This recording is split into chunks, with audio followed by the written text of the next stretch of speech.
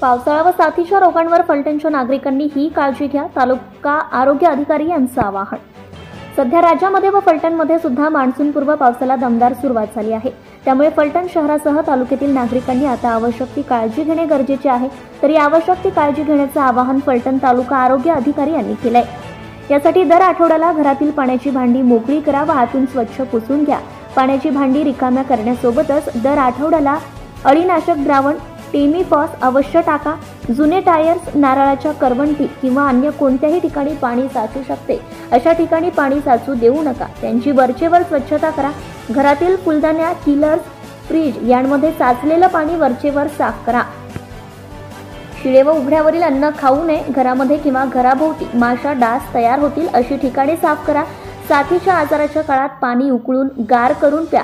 लहान मुले व गरोदर माता यांनी पिण्याचं पाणी उकळूनच प्यावे। पिण्याच्या पाण्याबाबत योग्य ती काळजी घ्या।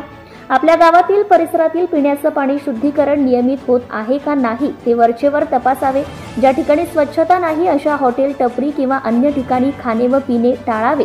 बर्फाचे पदार्थ खाणे टाळावे। घराबाहेर पडताना प्रवासात आपल्यासोबत घरचे पाणी ठेवा, जेणेकरून बाहेरचे पाणी पिण्याची वेळ येणार नाही, असे आवाहन फलटण तालुका आरोग्य अधिकारी यांनी केले।